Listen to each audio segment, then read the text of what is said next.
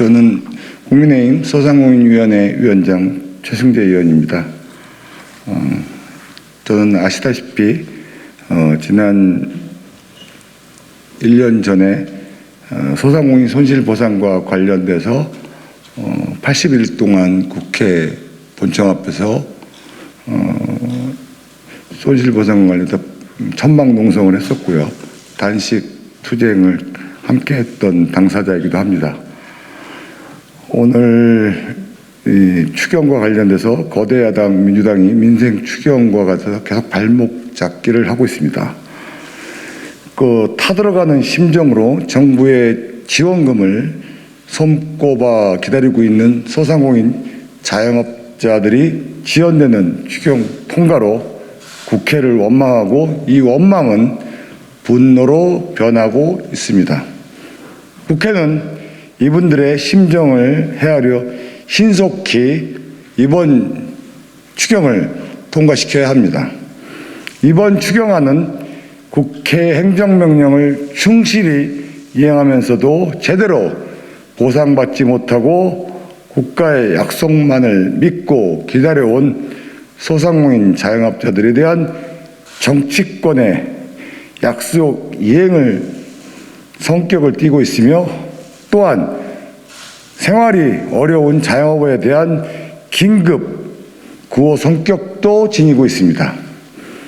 문재인 정부 하에서 헌법 정신에 따른 손실보상의 원칙을 외면한 채 소급 적용을 제외한 손실보상법이 만들어졌고 보상과 지원이 명확히 구분되어야 했습니다만 당연히 받아야 할 손실보상과 복지 차원에서 정부가 시혜적으로 베푸는 일시적인 지원이 도리어 혼동되었고 극심한 혼란이 여전히 아직도 이어지고 있습니다.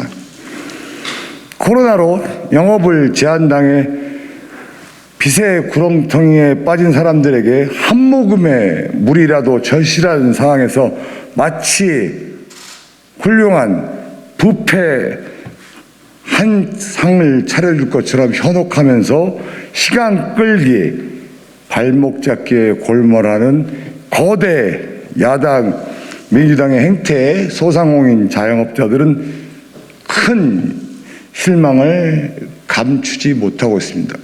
구태에 여전히 또다시 실망할 수밖에 없는 상황입니다.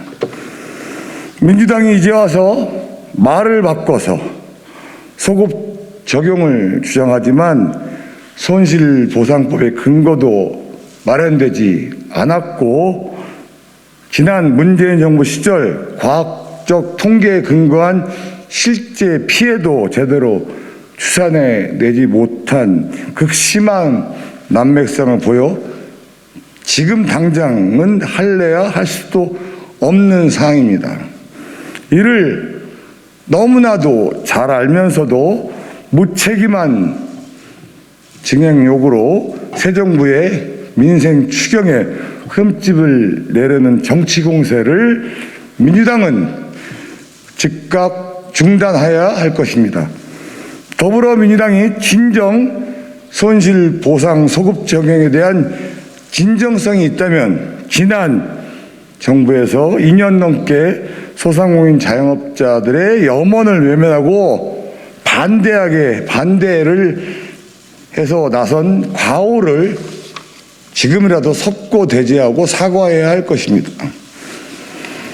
물속에 빠져서 살려달라고 외치고 있는데 물가에 나와 있는 사람들에게까지 돈을 나눠주자며 그 범위를 무작정 늘릴 수는 없는 일입니다.